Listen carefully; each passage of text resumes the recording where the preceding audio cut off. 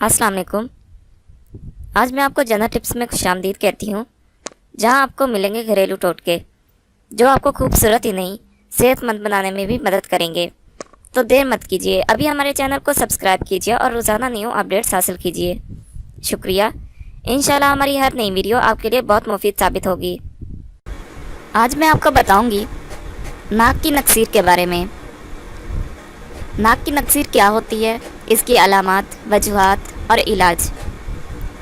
तारीफ़ मर्ज़। इस मर्ज़ में नाक से खून जारी हो जाता है। अलामात, कभी एक और कभी दोनों नथनों से खून जारी हो जाता है। खून ज़्यादा जाने और जिस्म में कमज़ोरी की वजह से मौत भी वाक़या हो सकती है। वजूहात, नाक या सर की चोट, हैज़ का बंद होना, सरसाम, शदीद बुखार, गर्मी, बुखार या सांप के डस लेना भी इसका सबब बन सकता है। नक्सीर फूटने का इलाज।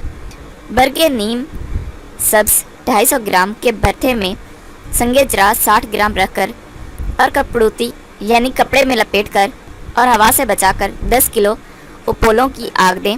सर धोने पर निकालकर स्याह या मटियाले रंग की चमकदार कुश्ता बरामद होगा।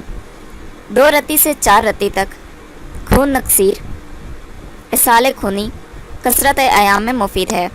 नक्सीर फूटने की सूरत में पीली मिट्टी गीली करके सूंघें और सर पर ठंडा पानी डालें। पानी में नमक मिलाकर पीने से भी नक्सीर फूटने से निजात हासिल हो जाती है। इसके अलावा नीम के पत्ते गर्म करके सर पर रखें, नक्सीर का बेहतरीन इलाज है।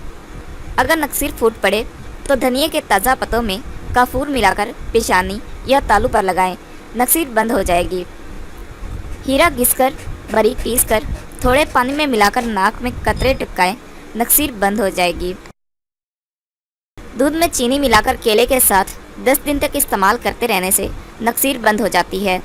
गाय के कच्चे दूध में फटकड़ी मिलाकर सूंघने से नक्सीर ठीक हो जाती है।